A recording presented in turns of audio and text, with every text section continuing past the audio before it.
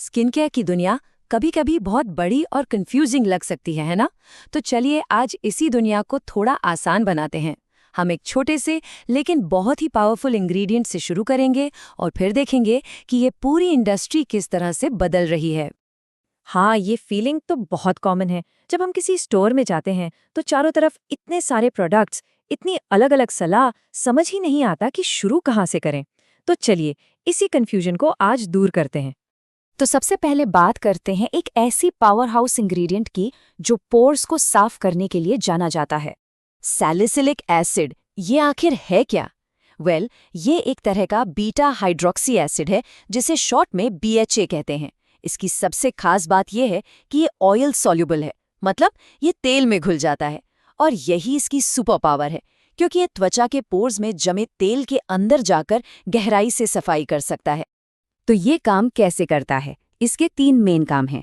पहला, ये त्वचा की ऊपरी परत से डेड स्किन सेल्स को हटाता है।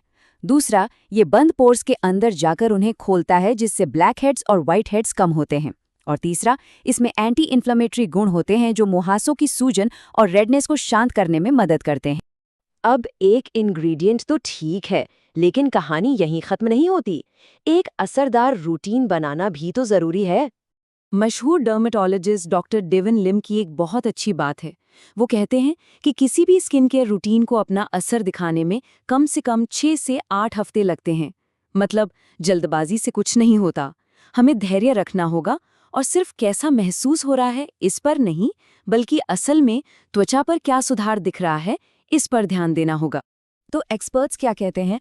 वो एक सिंपल 4 स्टेप रूटीन की सलाह देते हैं। पहला स्टेप है क्लेंजिंग यानी सफाई। दूसरा है ट्रीटमेंट, जिसमें रेटिनॉइड्स जैसे एक्टिव इंग्रेडिएंट्स काम करते हैं। तीसरा है मॉइस्चराइज करना, जिसके लिए ऑयल फ्री मॉइस्चराइजर बेस्ट है। और चौथा, जो कि सबसे ज़रूरी है, वो है प्रोटेक्शन, यानी हर रोज़ सनस्क्रीन लगाना। अच्छा, इंग्रेडिएंट्स को मिक्स करने का भी एक फंडा है। एक सिंपल सा नियम याद रखिए।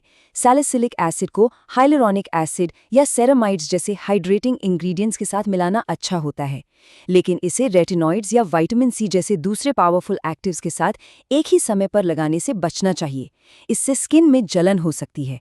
बेहतर है एक को सुबह इस्तेमाल करें और दूसरे को रात में। अब थोड़ा जूम आउट करते हैं। एक इंग्रेडिएंट, एक रूटीन से हटकर पूरी की पूरी इंडस्ट्री को देखते हैं कि वहाँ क्या चल रहा है और स्किन केयर के नए नियम क्या हैं। आने वाले वक्त में हमें 5 बड़े ट्रेंड्स दिखने वाले हैं। पहला, लोग अब स्किन को ओवरऑल हेल्थ का हिस्सा मान रहे हैं। दूसरा, पर्सनलाइजेशन का जोर है, यानी हर किसी के लिए अलग प्रोडक्ट्स। तीसरा, साइंस पर आधारित प्रोडक्ट्स। चौथा, इको फ्रेंडली पैकेजिंग। और पांचवां, इन्फ्लुएंसर्स के अपने ब्रांड्स का बढ़ता चलन।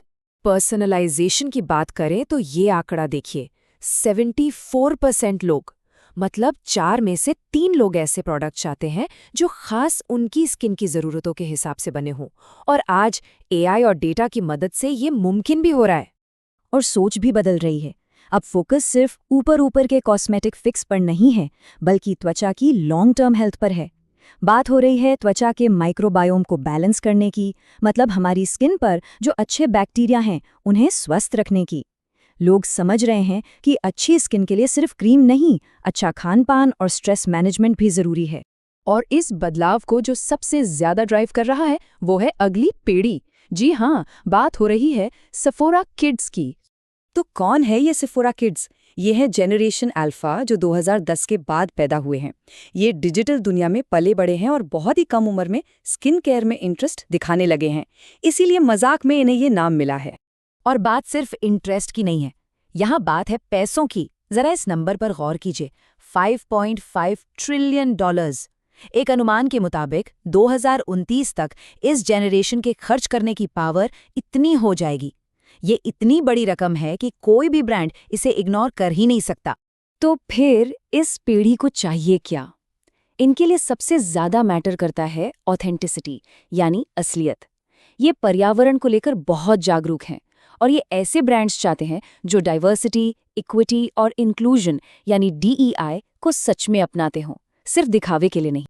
और एक बात जो गांठ बांधने वाली है वो ये कि इस पीढ़ी के लिए इंक्लूसिविटी यानी सबको साथ लेकर चलना कोई ऑप्शन नहीं है, ये तो एक बेसिक उम्मीद है। वैसे ब्रांड से जुड़ना चाहते हैं जो हर तरह के लोगों को अपने प्रोडक्ट्स और मार्केटिंग में जगह देते हैं। तो हमने इंग्रेडिएंट से शुरू किया, इंडस्ट्री के ट्रेंड्स देखे और अगली पीढ़ी की सोच को भी समझा। अब इन सारी बातों को जोड़कर एक सीधी साधी गाइड बनाते हैं। ये टेबल समझिए हमारी पूरी बातचीत का निचोड़ है। अगर इंग्रेडिएंट्स को लेकर कंफ्यूजन है तो किसी एक मुख्य एक्टिव पर फोकस करें। अगर रूटीन को लेकर कंफ्यूजन है तो सिंपल 4 स्टेप वाला सिस्टम अपनाएं, क्योंकि लगातार बने रहना ज्यादा जरूरी है। प्रोडक्ट्स के दावों पर भरोसा करने से पहले देखें कि क्या उनके पीछे कोई साइंटिफिक प्रूफ है, और भविष्य में उन ब्रांड्स को चुनें जो ऑथेंटिक, सस्टेनेबल और इंक्लूसिव हों, क्योंकि आखिर में बदलाव की ताकत ग्राहकों के ही हाथ में है। तो आखिर में ये सवाल बचता है, जैसे जैसे स्किन केयर और स्मार्ट हो रहा है और हम ग्राहक और पावरफुल हो रहे हैं, ब्यूटी का भविष्य असल में कैसा दिखेगा?